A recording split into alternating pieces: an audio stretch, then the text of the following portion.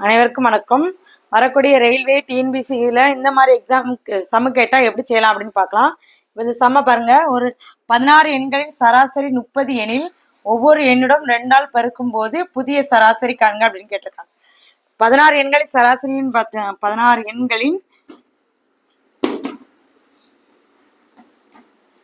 சராசரி வேல்யூ நம்ம என்ன கொடுத்துருக்காங்க, 30 கொடுத்துருக்காங்க. அப்போ இதோட வேல்யூ எப்படி கண்டுபிடிக்கணும்னா 16 × 30 நமக்கு கிடைக்கக்கூடிய வேல்யூ வந்து 480.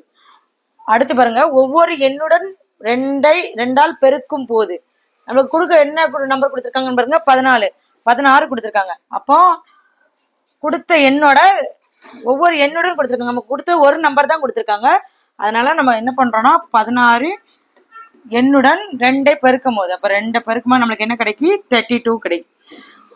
இப்போ என்ன கேட்டுங்க, புதிய சராசரி வேணும். அப்போ நம்மளுக்கு இப்போ இது ரெண்டையும் பெருக்கும் போது 32 கிடைச்சிருக்கு, பழைய வேல்யூ 480. அப்போ இப்போ நம்ம புதிய மொத்த வேல்யூ நம்மளுக்கு என்ன கிடைக்கும் அப்படின்னா,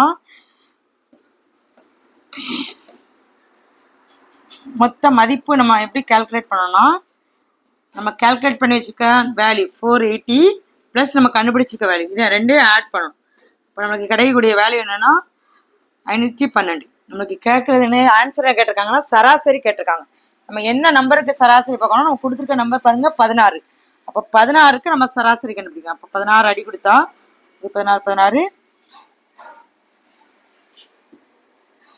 48 3 16 48 மிச்சம் 3 16 48 மிச்சம் 2 1.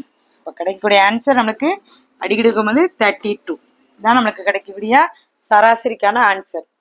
Thank you.